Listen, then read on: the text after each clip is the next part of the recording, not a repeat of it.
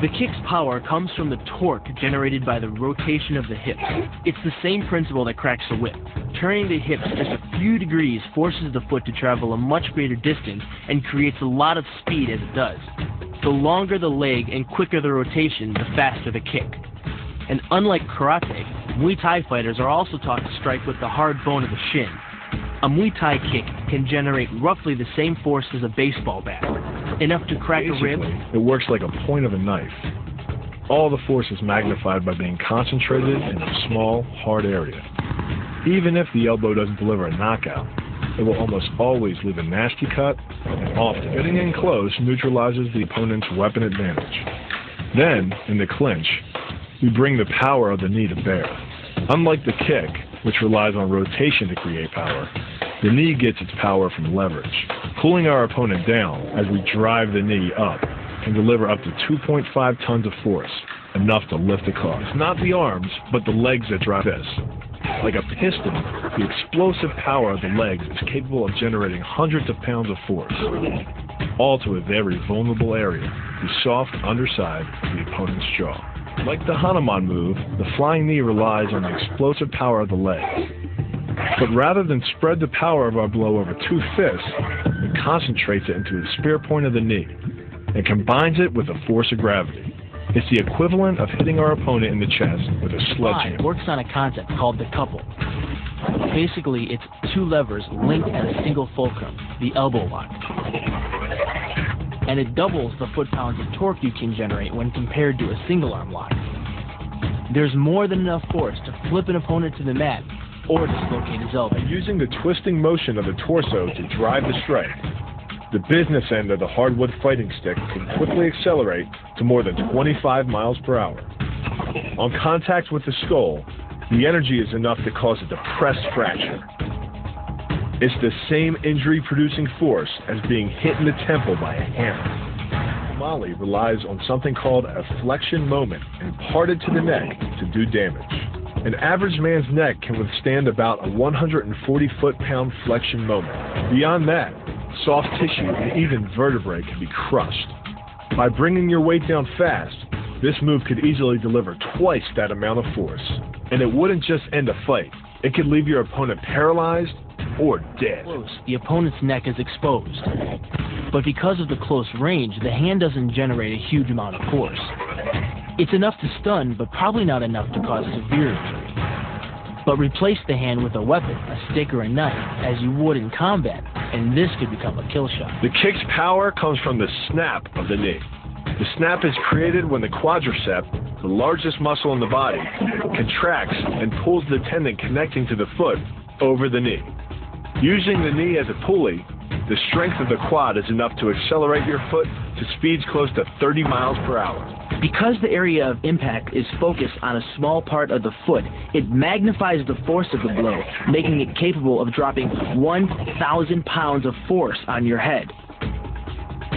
It's like getting whacked in the head with a Louisville slugger. First, by taking the opponent's blow at an angle, which deflects the energy of the blow away from the vulnerable torso. The harder you block, the further his blow will be deflected, and the more open he'll be to a counter strike. Rotating your fist 180 degrees right before it strikes the intended target. The twisting snap of the arm maximizes the speed of the punch and magnifies the force of the blow by concentrating the impact on the first two knuckles of your hand. Done correctly, it can deliver as much energy as a bowling ball dropped from the top of a house, more than enough to cause soft tissue damage or break a rib. Because it swings through such a wide arc, the wrist is moving at speeds of up to 43 miles per hour. And since the radius doesn't deflect or compress nearly as much as a fist, it can deliver a staggering blow, like being hit with an axe hammer. This roundhouse kick is designed for maximum impact. With the powerful muscles of the thigh yanking the tendon over the knee, the foot accelerates from 0 to 21 miles per hour in just 1/3 of a second. Combine that with the reinforced shoe, and this kick can drive the nose bone back up into the brain. It's aimed at the largest gland in the human body, the liver. A direct hit won't just bring an opponent down.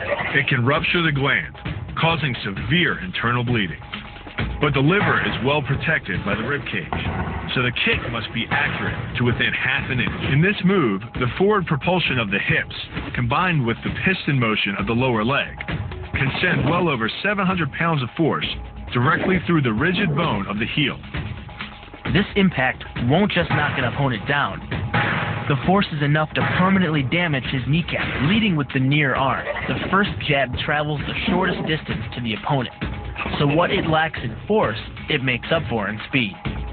The second punch, utilizing both the twist of the shoulders and the forward momentum of the kick, can carry over 4 times as much impact. And just a few hundred pounds of force to the temple is enough to cause a knockout. This move uses the same principle as a throw in judo, off-balancing your opponent and then using his momentum to send him down. But it's much more aggressive. The sweep here is actually a strike to one of the most sensitive areas of the body, the Achilles tendon. The Achilles tendon. The throw works just like a crowbar, where your leg is the lever and your hip is the fulcrum. The trick is positioning your body in just the right place. If you're just an inch off the placement of your thigh and hip, the amount of energy needed to throw an opponent can more than double. But performed correctly, Uchimata requires almost no energy, yet it can deliver up to 5,000 pounds of force. If it weren't for the mat, a throw like Uchimata would be enough to cause serious injury or even paralysis. You use the strength of your legs to maintain your dominant position while you secure the choke. Just a few pounds of pressure on the collar of his gi is enough to reduce the blood flow to the brain to a trickle and end the match. Hold this move for 10 seconds and the fighter will black out. Hold it just a bit longer and he's dead. By bending the elbow across the fulcrum of your hip, you're subjecting the weak joint to the leverage of 2 strong forces. The pull of your thighs on his shoulder and your hands on his wrist. As little as 1,000 pounds of force can be enough to destroy the elbow. The leverage of the armbar can supply much more than that. The sacrifice throw is a simple lesson in conservation of energy. The stronger the opponent attacks, the further he gets thrown. It works like a catapult, where your opponent's momentum supplies the counterweight. The faster he's going, the further he's going to fly, and the harder he's going to land. That land with the side, ball, or top of the foot. The Gastrizen uses the heel to deliver the blow. This alignment of the heel, ankle, lower leg complex channels some 2,000 pounds of force into the opponent. More than enough to break a baseball bat. The higher you can lift your opponent in this move, the faster he'll hit the ground. It's not just your force working against him. His acceleration due to gravity can mean his head hits the ground with a 3,500-pound impact. On a hard surface like concrete, this is more than enough to cause a serious brain injury. First, the opponent's arm works as the lever to optimize your control. Second, your own back serves as a pivot point for the throw. The strength and stability of your back allows you to throw a much heavier opponent than in a move that requires you to lift him. This move uses your opponent's arm as a lever working against him. The greater the torque on his shoulder, the greater the pain inflicted. And exceeding the joint's normal range of motion causes more than just pain. The soft tissue, muscles, and the bone can all be seriously damaged by this pressure. The goal of this lock is to stretch the tendons at the top of the foot to the breaking point. The strongest tendons have a tensile force threshold of just over 400 pounds. Applying any more pressure than that can tear the tendons from their base or snap them in two. Because you don't have time to cock your arm in a surprise attack, bursting's effectiveness doesn't come from the rotational power of the torso. Instead, it's driven by the legs, which hurl you forward into your opponent. Both the block and the strike land with 300 pounds of force, more than enough to collapse the windpipe or fracture the delicate bones of the face. Doing the 360 defense requires you keep your body in motion at all times, using your arms to defend different angles of attack. The key is keeping your arms at an oblique angle, with your hands open and straight, so that you don't take any blows straight on. Each is deflected down the angle of your forearm, which reduces its impact. Your opponent is relying on his grip strength and outstretched arms to maintain the choke. The strength of your back and shoulder muscles is greater than the applied force of your opponent's hold, so it doesn't take much to break his grip. And the closer your hands are to your own neck, the greater the leverage. The disarm is basically a judo wrist lock and uses many of the same principles. By pulling your attacker forward as you turn, he loses his balance, giving you control of his wrist. The barrel of the gun then becomes a lever, allowing you to take the gun. Because you are using the muscles of your torso, which can deliver up to 10 times more force than the muscles of the wrist, the disarm works against an opponent who is much stronger than you. It's an elbow strike from another martial art, Muay Thai. But because the metal doesn't deform on impact, like human bone, every ounce of power is channeled directly into your opponent's face. With the twisting motion of the torso generating the force, and the stiff metal of the M16 providing the impact, it's enough to shatter a cheekbone or break a jaw. The combined momentum of your forward step, the twist of your torso, and the swing of the rifle, the butt stroke can strike your opponent at over 18 miles per hour, carrying well over 550 pounds of force. That's enough to drive a 16-penny nail through nearly 2 inches of pressure-treated wood. Add a follow-up slash and thrust with a bayonet, and the butt stroke becomes a real killer. But the real damage from the knee bar doesn't come from gravity. It comes from leverage. Once the knee is locked, your hips act like a fulcrum, and his leg acts like a lever, multiplying any force you apply. So even though the ligaments and tendons around the knee can sustain 1,700 newtons of force, the knee bar can load a lot more than that, enough to completely destroy the joint. His opponent at a location above the center of mass, while using his sweeping leg to create a tripping point, which is below his opponent's center of mass. Once the loss of stability has occurred, gravity does the work, and the damage.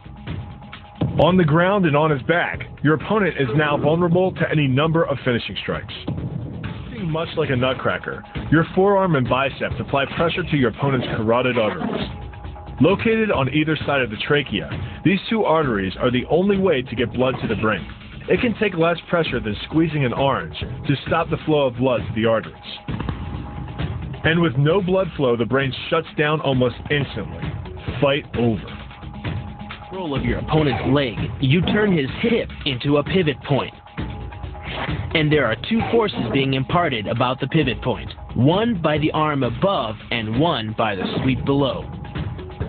These forces act as a couple, resulting in your opponent's rotation that slams him right to the deck. And given the speed of rotation and the force of gravity, that impact could cause permanent injury. The key to the double is to hit your opponent below his rib cage, which knocks him off his center of gravity. Wrapping your arms around his legs prevents him from regaining it. Your forward momentum, coupled with the upward thrust of your hips, gets your opponent airborne. Driving him to the mat can yield over 3,000 pounds of injury-producing force. That's like dropping a 20-pound bag of cement off a 9-foot ladder onto someone's chest. The key to the sprawl is sliding your legs backward, while leaning in and locking your hips at the same time. This forces your opponent's center of mass beyond its stability zone. Coupled with the downward thrust of your forearms, he's now supporting your entire upper body with the back of his neck and head, which leaves him face down on the mat, vulnerable to any number of attacks. The power of this move comes from the spin. Like the wrecking ball at the end of a demolition crane, the power is generated by the rotation of the body. In conjunction with the snap of the knee, the foot achieves a velocity of nearly 30 miles per hour. When the heel connects with the solar plexus, it transfers 1,400 pounds of force, enough to damage internal organs and fracture multiple ribs. It gets its power from the pressure exerted by your legs. The first leg imparts pressure to the carotid artery. The second leg, working in conjunction with your arms, optimizes that pressure, transforming you into a human vice grip. If your opponent doesn't tap out, he'll pass out. Much longer and permanent brain damage is a combination of two levers. While your legs push up on your opponent's neck, your arms apply downward pressure to his trapped wrist. The opposing forces turn the elbow into an ad hoc fulcrum point. The armbar can result in a complete destruction of the elbow's articulating structures. The move is difficult but devastating. There's no opposing object to push against, so all the energy of the move must come from the momentum of the leap and the acceleration of the kick. The snapping motion of the lower leg functions much like a coiled spring. When unleashed, the kick reaches impact speeds of 20 miles per hour and delivers up to 400 pounds of force to the opponent's chest. The key to this synergy of speed and power is punch technique, punch location, and punch frequency. With your elbows tucked in behind your fist, the energy of each punch is maximized. And because the punch is delivered to your opponent's core along a center line, the more directly that force is transmitted to his body. The effect is similar to that of continually slamming a battering ram against a door. No matter how strong, it can only sustain so many blows before it collapses. This kick is all about speed. The further the foot travels, the greater its acceleration, and the more dangerous a weapon it becomes. Powered by the muscles of the hip flexor and the quadriceps, by the time your foot reaches your opponent's throat, it's traveling nearly 40 miles per hour. That type of speed yields over 1,000 pounds of force, enough to puncture the Adam's apple and crush your windpipe. The power of the takedown is derived from the simple mechanical advantage you hold over your opponent. By wrapping up his striking leg at the upper thigh, you've placed your opponent in what's called conditional stability. If he remains stationary, he could technically maintain his balance indefinitely. But by driving him backward and initiating a sweep of his other leg, you've added two destabilizing factors, and the loose center of gravity simply cannot hold. By grabbing the wrist, you provide hundreds of pounds of additional leverage. This reduces your opponent's ground weight by half and allows you to more easily knock your opponent off balance. The rotation of the hips then amplifies the power of the leg sweep. Coupled with the wrist grip, you are in complete control of your opponent's body. Leaning back slightly and driving the knee up utilizes the full power of the thigh, and the foot accelerates up to 16 miles an hour in just 1/4 of a second. That's twice the acceleration speed of a Porsche.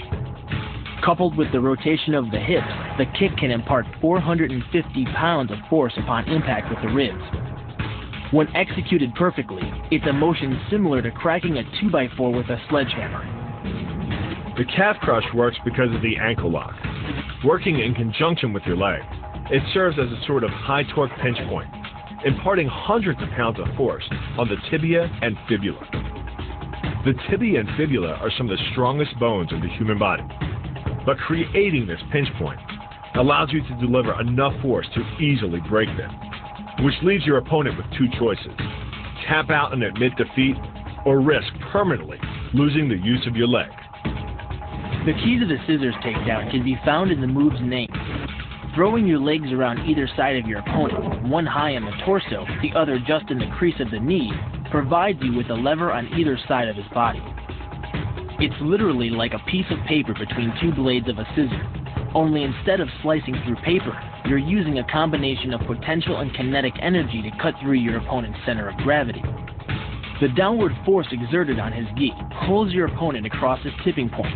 Along with your body weight, you generate enough instability in your opponent to drive his body to the mat, like a child tossing around a rag. The hip throw capitalizes on the body mechanics of both you and your opponent. Thrusting your hips into your opponent's waist creates a pivot point around which his arm is the lever. With your legs between his, you've created a center of gravity significantly lower than your opponent. This imparts maximum instability and helps you maintain control while throwing him over your hip. The throw, coupled with the downward force of gravity, generates a speed of 8 miles per hour, which can create more injury-producing impact energy than falling down. The throw, coupled with the downward force of gravity, generates a speed of 8 miles per hour, which can create more injury-producing impact energy than falling down a small flight of stairs. This move is kick speed and kick placement. Powered by the rotation of the hips and the strongest muscles in the body, the quadriceps, at the point of contact, the kick is traveling 25 miles per hour and can impart 550 pounds of force. The wider the foot travels from the center of its axis, the more speed and power it picks up. more than enough to cause a knockout or concussion. Delivered to the neck, it can fracture the cervical vertebrae. The rotation of the torso is the basis for the strike's power. Because the torso has an effective mass far greater than the arms, its rotation can impart up to 400% more force to your target. And the last-minute rotation of the wrist can magnify that force even more. These alternating points of leverage are the basis for the move. Locking the hands high behind the shoulder blades puts you in control of your opponent's center of mass, which in turn negatively affects his conditional stability. Dropping the hands behind the lower back and driving your chin into the chest further disturbs his center of mass and makes resistance from this position nearly impossible. The application of maximum force ensures you maintain control while driving your opponent to the ground. The first elbow strike can accelerate to a speed of 25 miles per hour in less than a quarter of a second. Less than a third of a second later, the initial strike is followed by another, equally devastating shot. By employing the bony tip of the elbow, these strikes deliver a double dose of injury-producing energy and can result in a broken nose, facial fractures, or a wicked cut. Your body into the air, you effectively become a human missile, hurling your entire body mass into your opponent's gut. The force created by the body's forward momentum is partially absorbed by your opponent, which can knock the wind out of him or even crack a rib. But the coup de grace is the elbow chop. Impacting with the head at nearly 15 miles per hour, a solidly landed elbow to the head's frontal bone can knock your opponent out, fracture his skull, or cause serious spinal cord damage. The move works by using your opponent's own body weight against him.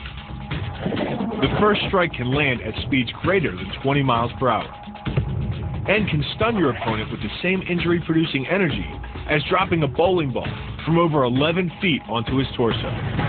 By using his arm as a lever in conjunction with the leg sweep, you drive your opponent to the ground.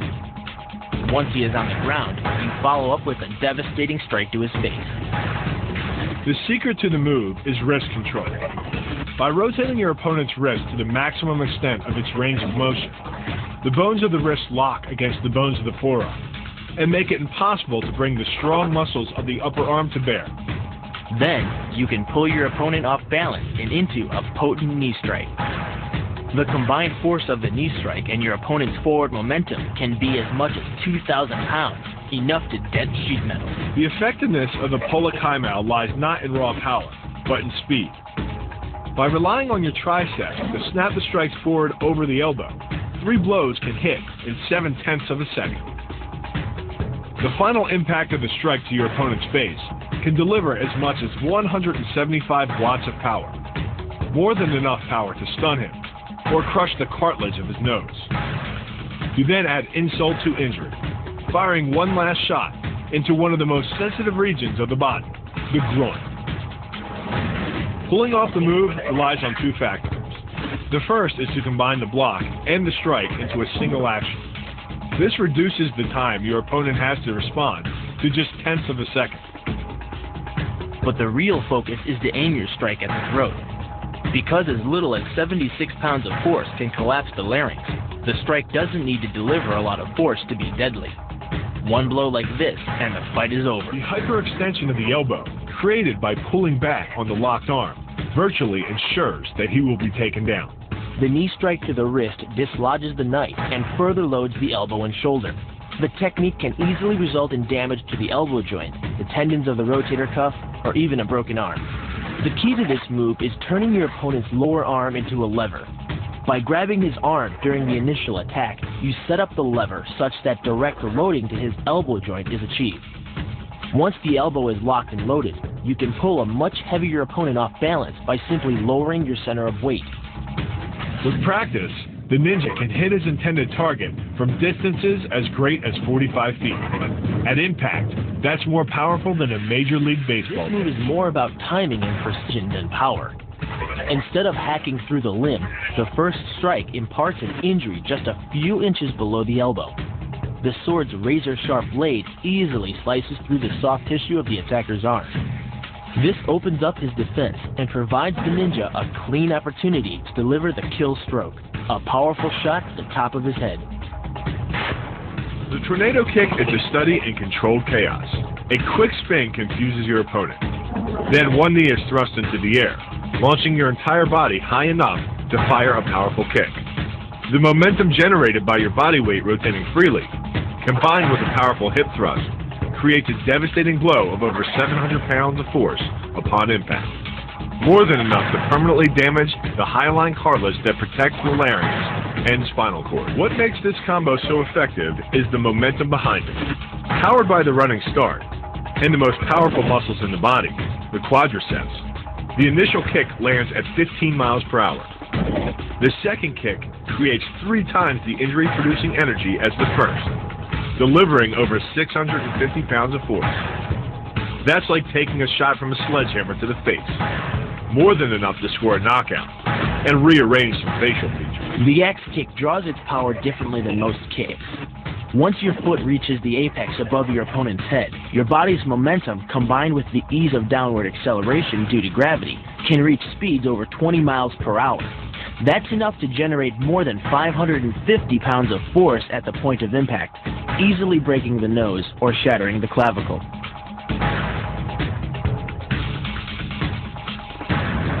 The power of this move comes from the spin. The rotation of the torso, combined with the foot at the extremity of that rotation, generates speeds of over 20 miles per hour. By the time the heel connects with the solar plexus, it is traveling 60 miles per hour and transfers over 450 pounds of force, enough to break ribs and even damage internal organs.